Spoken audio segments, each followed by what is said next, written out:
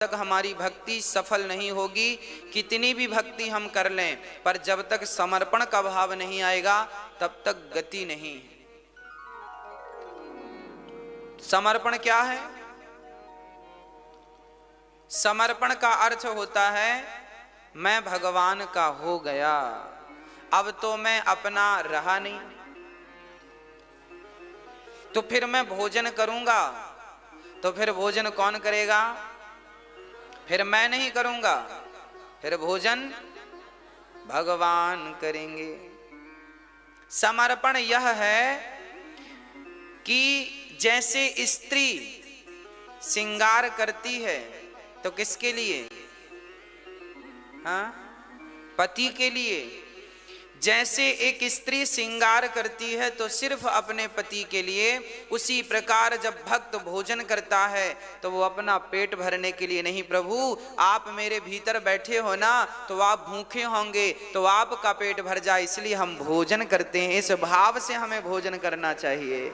श्रृंगार भगवान के लिए हो, भोजन। स्नान हम इसलिए ना करें कि हमें नहाने का मन हो रहा हम नहाए, ना ना ना।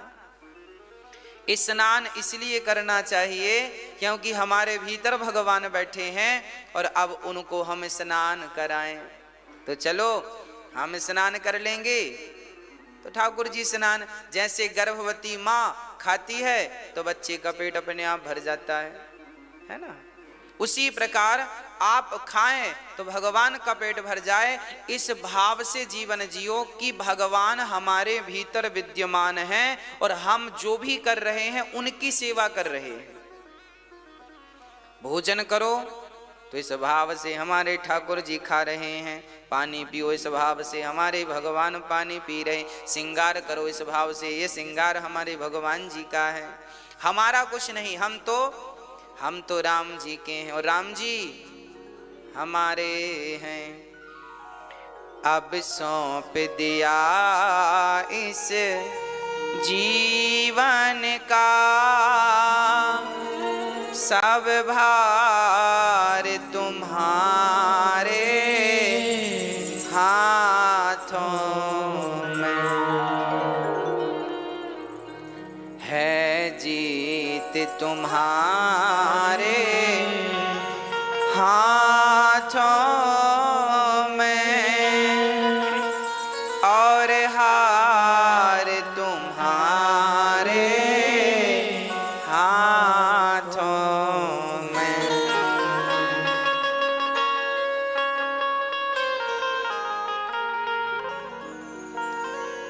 मेरा निश्चय बस एक यही, एक बार तुम्हें पा जाऊं मैं, अर्पण कर दूं दुनिया भर का सब प्यार तुम्हारे हाथों में। सब कुछ भगवान को अर्पण करने का भाव हो। जैसे गंगा मैया दौड़ती है ना, तो इसलिए दौड़ती हैं कि वो समुद्र को, गंगा जी से किसी ने कहा अरे थोड़ा विश्राम कर लो, क्या भागी जा रही हो? बोले विश्राम तब तक नहीं जब तक सागर ना मिल जाए। गंगा तब विश्राम करती हैं जब उन्हें सागर की प्राप्ति हो जाती है। उसी प्रकार हम तब विश्राम करें जब हमें भगवान की प्राप्ति हो जाए। यही जीवन की दौड़ है। लोग कहते हैं भाग रहा है, जीवन दौड़ रहा है। अरे दौड़ना बुरा नहीं है, पर भगवान के लिए दौड़ हो तो दौड़ना भी सार्थक है। और संसार के विषयों के लिए कोई दौड़ रहा है तो वो दौड़ना नहीं। दौड़ना हो तो भगवान के लिए, भगवान के लिए दौड़ हो। एक प्रताप भानु नाम के राजा थे। भागवत राम कथा की चर्चा है, रामचरितमानस का प्रसंग है। धर्म धुरंधर नीति निधाना, तेज प्रताप शील बलवाना, तिहि के भय जुगल सुत बीरा, सब गुण धाम महारन धीरा।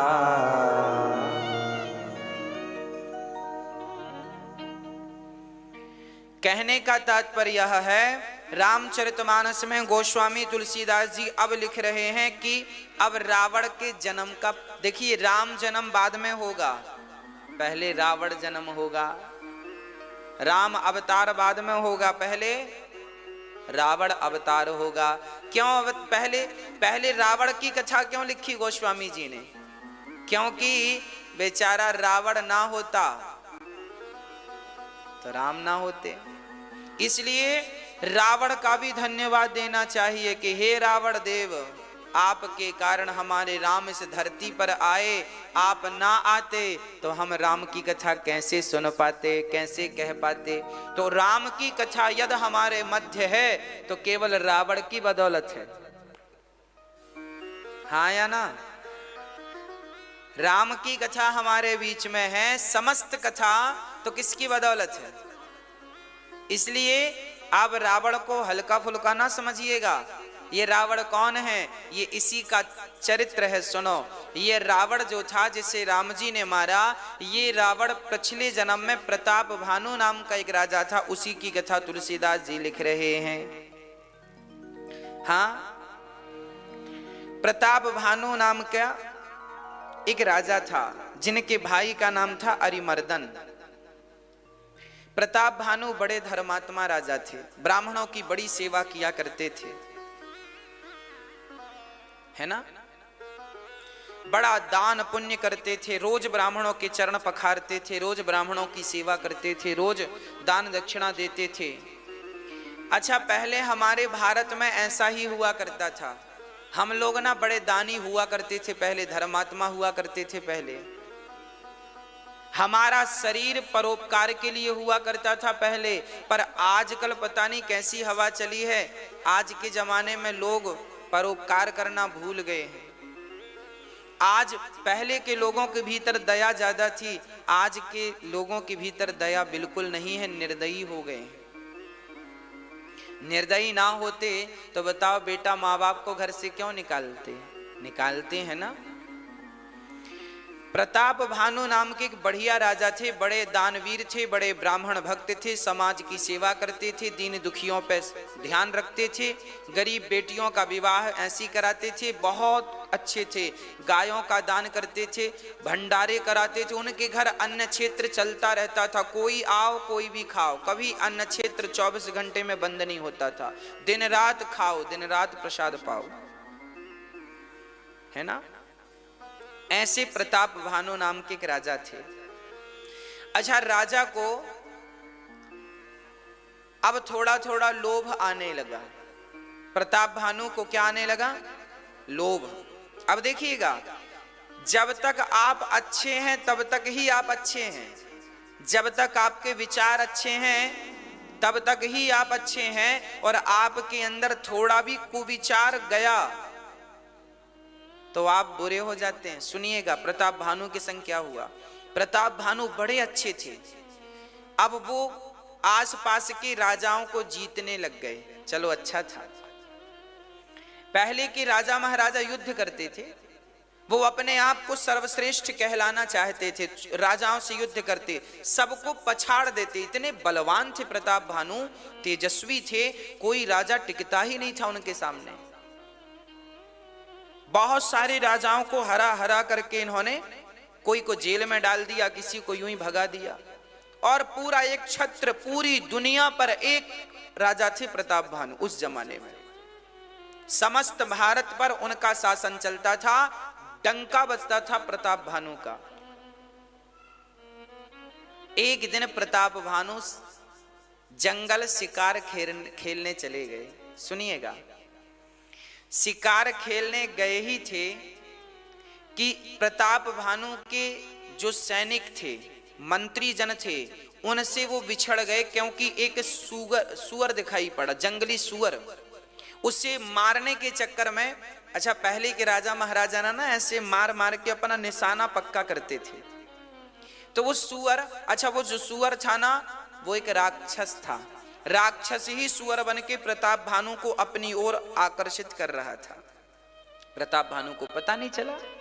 प्रताप भानु घनघोर जंगल में प्रवेश कर गए। उनकी सेना, मंत्री, संतरी सब रह गए और अकेले प्रताप भानु सुअर के पीछे पीछे गए। अब वो सुअर तो मिला नहीं, जंगल झाड़ियों में गायब हो गया। पर प्रताप भानु रास्ता भटक गए। सूर्य अस्त होने का समय था, दूर दूर तक कोई रास्ता नहीं, सन्नाटा ही सन्नाटा था। प्रताप भानु कांप गए, लगता है मेरा अंत आ गया। इस घनघोर जंगल में प्राणों को बचा पाना बड़ा कठिन है, क्योंकि यहाँ भयंकर जानवर रहते हैं। तभी प्रताप भानु को नजर आया एक कुटिया नजर आई, घास की कुटिया। प्यास लगी तो उस कुटिया की तरफ गए, पहुंच गए। वहां पानी पिया प्रताप भानु ने और देखा तो जंगल, घनघोर जंगल में एक साधु बैठे थे। बड़ी बड़ी जटाएं थीं। अच्छा, ये जो साधु था ना, ये नकली साधु था। ये वही साधु था जिस साधु को प्रताप भानु ने युद्ध करके पराजित। राजा लोग पहले हार जाते थे ना, तो शर्म के मारे अपने नगर नहीं जाते थे कि मैं कैसे मुंह दिखाऊंगा, हार के आ गया, लोग ताने मारेंगे। तो बहुत सारे राजा जंगल में बाबा जी बन जाते थे। उन्हीं में से ये एक बाबा जी थे। नकली साधु हारा, प्रताप भानु से हारा हुआ साधु था। 10 साल पहले हारा था, 10 साल से इस जंगल में था, बाल बाल बढ़ा लिए थे और जंगल में रहता था। जब इस साधु ने देखा, कपटी साधु ने, ये तो प्रताप भानु है, अब उसे बदला लेने का मौका। याद रखियो मेरी माँ, ये शास्त्र हमें कुछ सिखा रहे हैं। जीवन में 2 लोगों को कभी कमजोर नहीं समझना चाहिए। पहला अपने रोग को, रोग, और दूसरा शत्रु, दुश्मन। शत्रु से सदा सावधान और रोगों से सदा सावधान। रोग पिछले महीने हुआ था, अब ठीक हो गया है, फिर भी सावधान रहना, फिर से पनप सकता है। इसलिए उसे समूल जड़ से नष्ट करने का प्रयास करना चाहिए। इसलिए शास्त्र सावधान करते हैं, बिल्कुल सावधान। अपने शरीर का भी हाल चाल देखते रहो, कहां क्या गड़बड़ हो रहा है, किस अंग में प्रॉब्लम चल रही है, तुरंत डॉक्टर को दिखाओ, तुरंत उसका इलाज कराओ, देर ना करो। पहले के लोग बड़े आलसी होते थे, बुखार आज चढ़ी है, चलो कल तक उतर जाएगी, कल भी नहीं उतरी, चलो परसों उतर जाएगी, अब चलो 5 दिन हो गए, अब डॉक्टर को दिखाते हैं। जब तक दिखाए तब तक बहुत काम बिगड़ गया। रोग को हल्के में ना लो, तुरंत इलाज करो। शरीर में कोई भी बीमारी है, तुरंत डॉक्टर से परामर्श करो, उचित डॉक्टर से मिलो, अच्छे डॉक्टर से। दुश्मन देखो बैठा था प्रताप भानु का इंतजार करने जंगल में, और संयोग देखिए गोस्वामी जी तो दोहा लिख रहे हैं। तुलसी जसी भवितव्यता तैसी मिलय सहाय, आपुन आवय ताहि पहीं ताहि तहां ले जाय। अभी मैं इसका अर्थ आगे करूंगा। जब प्रताप भानु वहां गए तो वो साधु कपटी पहचान गया, पर प्रताप भानु ना पहचान पाए कि ये वो कपटी साधु है। प्रताप भानु ने देखा कोई संत जंगल में हाथ जोड़ के खड़े हो गए, महात्मा जी आप इस घनघोर जंगल में रहते हैं कब से? तो देखो कपटी साधु ने अपना परिचय दिया। प्रताप भानु ने कहा आपका नाम क्या है? उन्होंने कहा हमारा नाम एक तनु है। एक तनु क्या ना अर्थ है इसका? बोले जब से सृष्टि बनी है तब से हमने दूसरा शरीर नहीं लिया, इसलिए एक तनु, एक तन में है, दूसरे तन में हम। देखो झूठ बोलने वाले भी छोटा मोटा झूठ नहीं बोलते, जब झूठ ही बोल रहे हैं तो बड़ा बोले। कह दिया कि जब से मैंने जन्म लिया है तब से मैंने दूसरा शरीर ग्रहण नहीं किया, इसलिए मेरा नाम एक तनु। अब प्रताप भानु तो बड़े आकर्षित हुए, वाह आप तो दिव्य महापुरुष हैं, आप तो बड़े दिव्य महापुरुष। अच्छा आप कब से हैं? बोले हमारे सामने सतयुग, त्रेता, द्वापर, कलयुग कई बार बीत गए, हमारे सामने सारे युग बीत गए। प्रताप भानु तो और आकर्षित हुआ, आप तो बड़े महापुरुष हैं, बड़े महापुरुष हैं।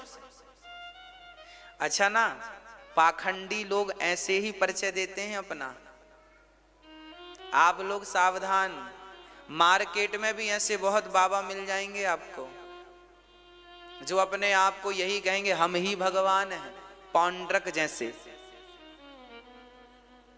हम ही भगवान हैं। भगवान क्या है? हम ही भगवान। लोग कहते हैं बड़े बड़े बाबा, एक बाबा जी तो मंदिर में भगवान बने पूज रहे हैं, ये भी एक तनु कह रहे हैं अपने आप को, और आप पूज रहे हैं। इन बाबाओं की गलती नहीं है। देखो ना प्रताप भानु ने अब क्या गलती की। प्रताप, अरे गुरुजी आप तो महान हैं। हाँ हाँ बेटा हम तो महान हैं, बोल तुझे क्या चाहिए? प्रताप भानु ने कहा आप ऐसी कृपा करो हम भी ना मरें। आप नहीं मरते हैं तो हम भी ना मरें। जैसे गुरु वैसे ही चेला। तुलसी जैसी भवितव्यता तैसे ही मिले सहाय।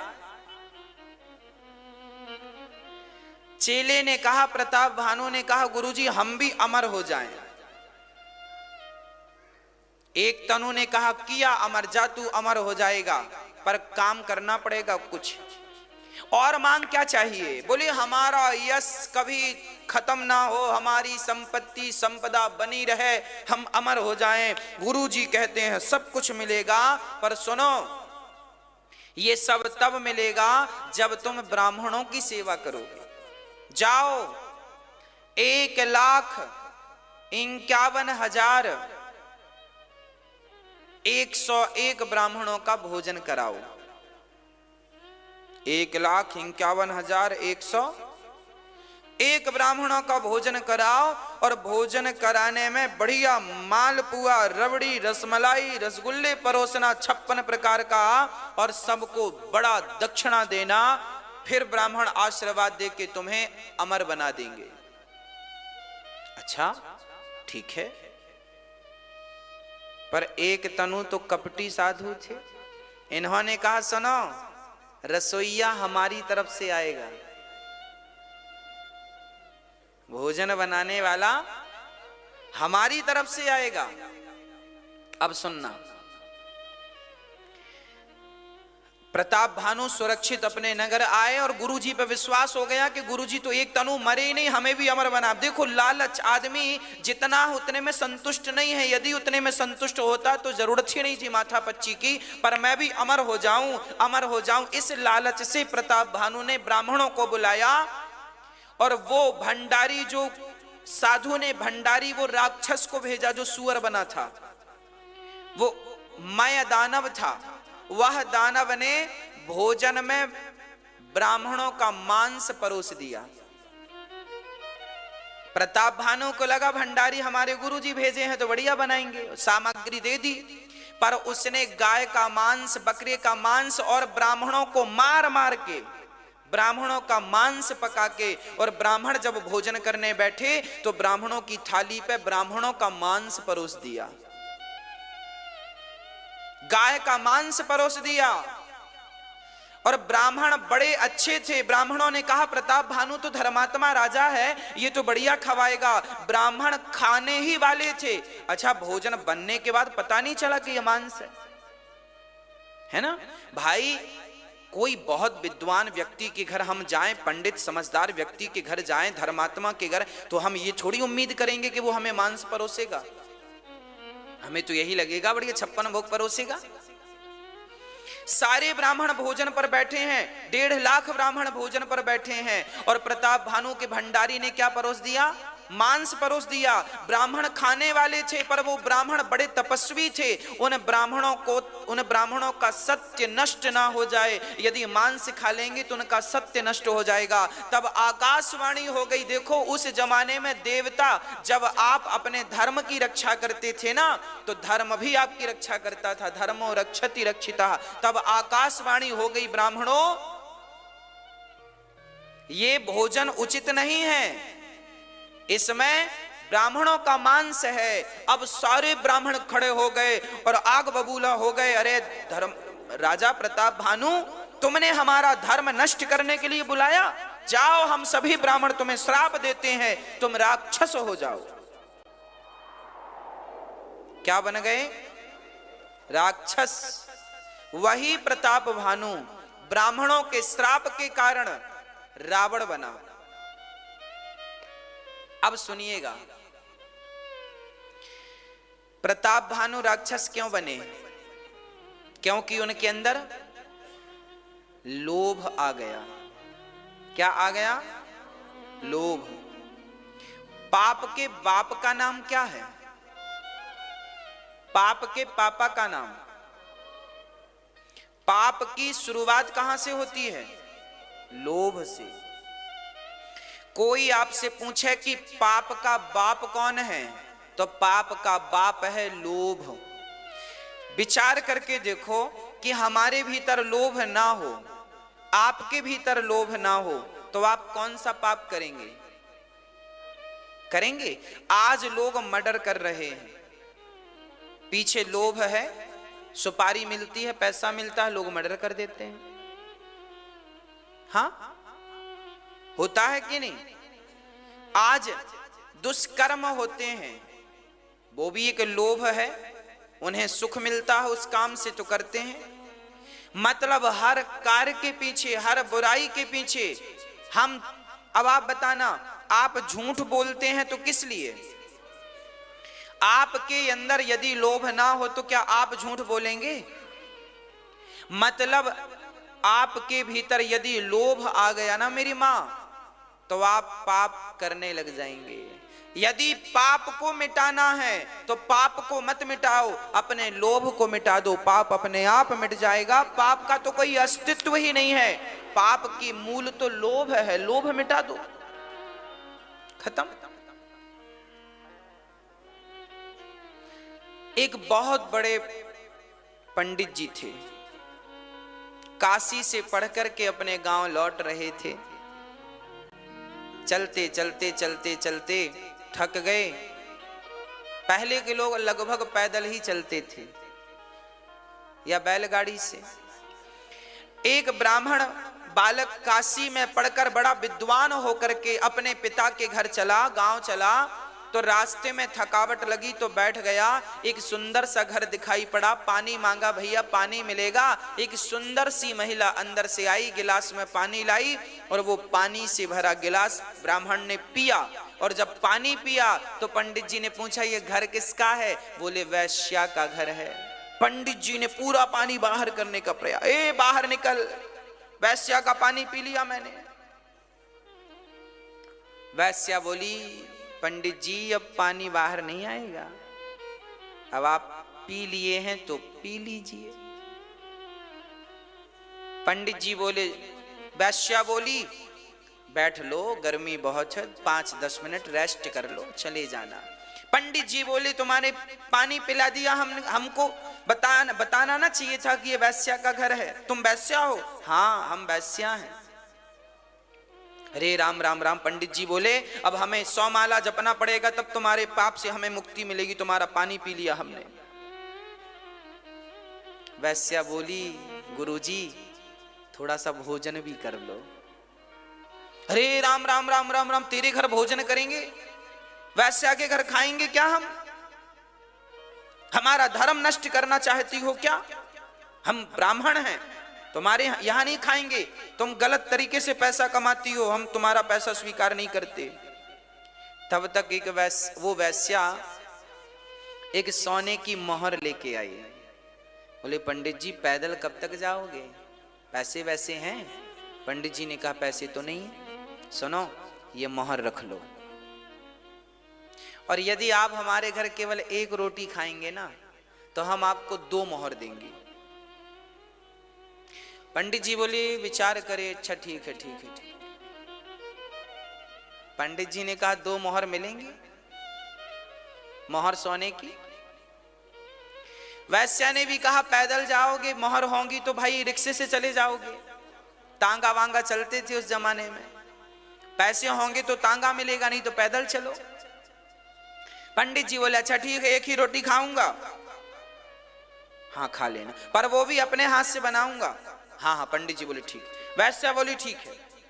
वैश्या ने आटा, चूल्हा, बर्तन सब दे दिए। पंडित जी ने आटा लगाए और रोटी लगाने। वैश्या बोली सुनो, आपके हाथ इतने कोमल हैं, कहां परेशान हो रहे हो? मैं आपको 5 मोहरें दूंगी यदि आप मुझे अवसर देंगे रोटी बनाने का। पंडित जी ने कहा 5 2 7, जल्दी पहुंच जाऊंगा काम। वैश्या ने कहा तुमने कपड़े बड़े फटे पहन रखे हैं, अरे धोती वोती खरीदना, कुर्ता उर्ता बढ़िया ले लेना, 2 पैसे रहेंगे, बुराई क्या है? और तुम तो कह रहे हो कि 200 माला जपोगे तो तुम्हारा पाप, तो खाने का 1000 माला जप लेना, पाप खत्म। पंडित जी बोले बात ठीक कह रही हो, ठीक है अच्छा तुम बना दो। वैश्या रोटी बनाने लगी, पंडित जी टुकुर टुकुर देख रहे हैं। अब जब रोटी बनी तो वैश्या ने कहा सुनो हम अपने हाथ से खिला दें? पंडित जी बोले ना तेरे हाथ से नहीं खाएंगे हम। खा लो, 10 मोहर मिलेंगी,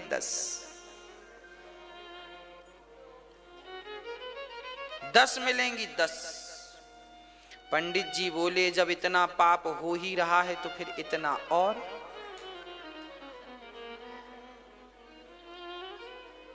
ठीक है, अब वो वैश्या ने रोटी तोड़ी, साग लगाई, पंडित जी ने मुंह खोला तो वैश्या ने रोटी तो नहीं खिलाई, एक गाल में जोर का थप्पड़ लगाया और रोटी वापस रख दी। उस वैश्या ने पूछा पंडित जी से पढ़ के आए हो, ये बताओ पाप के बाप का नाम क्या है? पंडित जी ने सारे वेद पुराण उलट पलट कर देखे, कहीं उनको पाप के बाप का नाम लिखा नजर नहीं। भाग ग्रंथों में थोड़ी लिखा है कि पाप का बाप कौन है। पंडित जी को उस वैश्या ने बताया पंडित जी आप इतना पढ़कर आए और आपको यही नहीं पता पाप का बाप कौन है। सुनो, आप हमारे साथ सारा समझौता करने को तैयार हो गए, किसके कारण? लोभ के कारण। वो वैश्या बोली सुनो, मैं आपका धर्म नष्ट नहीं करूंगी, मैं आपको अपने हाथ से ना भोजन कराऊंगी ना अपने घर की रोटी खिलाऊंगी, पर मुझे माफ करिएगा, आज के बाद कभी भी लोभ के कारण अपने धर्म को जाने मत दीजिएगा। यदि यदि यदि धर्म चला गया और धन रहा तो धर्म को गवाकर उस धन का करोगे क्या? क्या करोगे? धर्मो रक्षति रक्षिता, धर्म की आप रक्षा करेंगे तो धर्म भी आपकी रक्षा करेगा। लोभ के कारण अपना धर्म त्याग देने वाले को ना इस लोक में शांति है ना परलोक में गति है। इसलिए बासी रोटी खा लो ठीक है, भीख मांग लो ठीक है, पर धर्म का त्याग करना ठीक नहीं। सुदामा गरीब थे पर उन्होंने अधर्म को नहीं अपनाया। सुदामा के एक मित्र थे, वो राजा के यहां जाकर, राजा शराबी था उनके राज्य का, वो राजा के यहां जाकर राजा के गुणगान गाते थे, तो राजा मोहरा फेंक देता था। वो वो लेकर आते, सुदामा से बोले चलो तुम भी एक दिन उनकी प्रशंसा करना, तुम्हें भी धन मिल जाएगा। सुदामा ने कहा मेरी जिह्वा गल जाए उस दिन, मेरी जिह्वा गल के गिर जाए उस दिन, जिस दिन कृष्ण के अतिरिक्त किसी और की प्रशंसा मैं करूं। ये जिह्वा गल के गिर जाए उस दिन, जिस दिन मेरी जिह्वा से कृष्ण के अतिरिक्त किसी और की प्रशंसा निकले। वाह, ये धर्म है।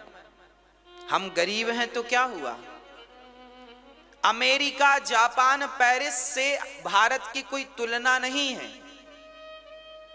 हम भले गरीब लोग हैं हमारे भारत के, पर हम लोग गरीब हैं तो क्या हुआ, धर्मात्मा है।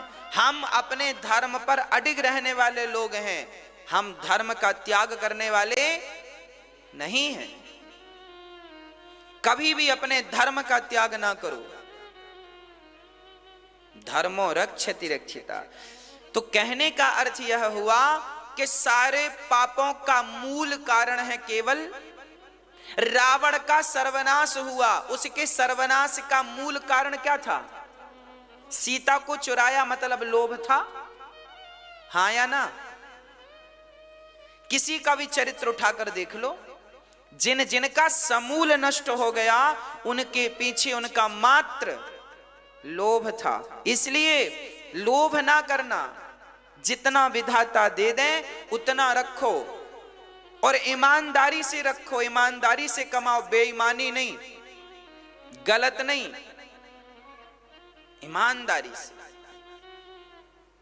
आपका वही है जो आपको ईमानदारी से मिल गया है, वो आपका नहीं है, ठीक है जी। इसलिए धर्मो रक्षति रक्षिता। प्रिय भक्तों, प्रताप भानु को श्राप इसलिए मिल गया क्योंकि उन्हें अमर होने का लोभ आ गया। अरे अमर होने का लोभ नहीं आता तो सब ठीक ठाक चल रहा था। इसलिए मेरी मां, आप भी ज्यादा लोभ ना किया करो, आप भी ज्यादा लोभ ना किया करो। जितना मिल जाए भगवत कृपा मान लेना चाहिए। अति कभी मत करना बंदे, इति तेरी हो जाएगी। बिन पंखों के पक्षी जैसी गति तेरी हो जाएगी। अति सुंदर थी सीता मैया, जिसके कारण हरण हुआ। अति अभिमानी था वो रावण, जिसके कारण मरण हुआ। अति सदा वर्जित है भैया, अति सदा वर्जित है भैया। इति मतलब खत्म, इति तेरी हो जाएगी। बिन पंखों के पक्षी जैसी गति तेरी हो जाएगी। सीता जी बहुत सुंदर थी तो हरण हो गया। आपको पता है नारी का अधिक सुंदर होना भी अभिशाप माना गया है। नारी सुंदर तो हो पर अति सुंदर ना हो। इस सृष्टि में जो स्त्रियां अति सुंदर हुई हैं उन्हें सबसे ज्यादा दुख उठाना पड़ा है। इतिहास साक्षी है ना। तो अति सुंदरता भी नुकसानदायक है। सीता मां अति सुंदर थी तो रावण चुरा के ले गया। इसलिए बहुत ज्यादा, चलिए अब कोई है तो ये नहीं हम कहें कि कोयला पोत के चलो, ऐसा नहीं है। अब है तो है, पर अधिक जो आप सुंदर बनना चाहते हैं अपने आप को, वो अधिक सुंदरता नुकसानदायक सामान्य जीवन सबका बढ़िया है ना।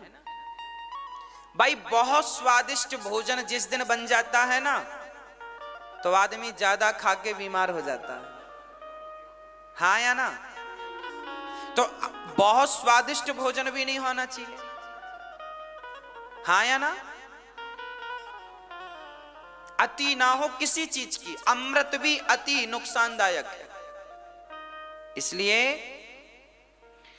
अति बचन बोली पांचाली, महाभारत का युद्ध हुआ। अति दान दे करके राजा बलि भी बंधन युक्त हुआ। अति विश्वास न करना बंदे, अति विश्वास न करना बंदे, मति तेरी फिर जाएगी। बिन पंखों के पक्षी जैसी गति तेरी हो जाएगी। अति वचन बोली पांचाली, महाभारत का देखो, अति वचन भी ना बोलना। मौन रहो तो ही अच्छा है, कम से कम विष मत घोलो। बोलो यदि पहले तुम तौलो, फिर मुख को खोला करना। पुष्प नहीं बन सकते हो तो कांटे बनकर मत रहना। कहने का अर्थ यह हुआ, अति ना बोलना, उतना ही बोलना जितनी की जरूरत हो। मैया, ओ मेरी माँ, हो गई पंचायत? हाँ, और कर लो। अति बातें ना हो, अति वचन बोली पांचाली, ज्यादा ना बोला करो। हमारी माताएं कुछ भी बोल देती हैं अपनी बहू से, हमसे नहीं। तेरे बाप ने ये सिखाया है क्या, तेरी माँ ने ये सिखाया। हमारी माताएं बात बात में ताने बड़ा मारती हैं और सीधे माँ बाप पर जाती हैं, और यही फिर बुढ़ापे में तुम्हें दुखदाई बनता है। अच्छा मार लो ताने, बहू भी सो आएगा बुढ़िया का बुढ़ापा, तब देखेंगे। जाओगी कहां? फिर वो याद दिलाती है ब्याज सहित सारे ताने, है ना? इसलिए ताने आने ना मारा करो किसी को, सामान्य जीवन जिया करो। गलतियां सबसे होती हैं, मेरे से भी, आपसे भी। बेटी की तरह बहू को रखो, माँ की तरह सास को रखो, और प्यार से। सबसे गलतियां होती हैं, स्वीकार करो और सुधार करो, खत्म बात। यहां ये भी लिखा है, अति दान ना करना। जितनी ताकत हो, जितनी इच्छा हो, जितने में प्रसन्नता हो, उतना दान करना। औकात से ज्यादा दान ना कर देना। हाँ, राजा बलि ने सब कुछ दान कर दिया। अच्छा, दान करने से नुकसान नहीं है, पर शास्त्र कहते हैं कि दान उतना करो जितने में आपके मन में तकलीफ ना हो। उदाहरण से समझते हैं, आपके पास 500 रुपए हैं और आपने पूरे 500 रुपए दान कर दिए, तो फिर किराया रिक्शे वाले को क्या दोगे? अरे घर जाने का किराया तो बचा लेते, है ना? इतना भाव में नहीं डूबना चाहिए कि पूरा ही दान कर दो। दान उतना करो कितना, आपकी कमाई 1000 रुपए है तो 1000 रुपए में आप 100 रुपए दान कर दो। आपकी कमाई 10,000 है तो 1000 दान कर दो, है ना? ईश्वर ने यदि दान देने के योग्य, आप 20,000 देने के लायक हैं तो 20,000 दान करिए। अब ऐसा ना हो आपके खाते में 50,000 पड़े हैं और आपने पूरी 50,000 दान कर दिए, ना, गलत हो जाएगा। कल को आपको जरूरत पड़ गई तो कहां हाथ पसारोगे? इसलिए 50,000 पड़े हैं तो जो उचित है वो दान कर दो। 10,000 दान करो, 20,000 दान करो। भगवान ने तुम्हें लखपति बनाया है, करोड़पति बनाया है, तो फिर आप लाखों भी दान करो, कोई फर्क नहीं पड़ता। तो दान विचार करके करना चाहिए, और दान वहीं करना चाहिए जहां मन को संतोष मिले। अच्छा, दान करने के बाद आपने सोचा हे भगवान हमने क्यों दे दिया, तो फिर आपको पाप लगेगा। इसलिए मैं बोल रहा हूं, दान करने के पहले विचार कर लो।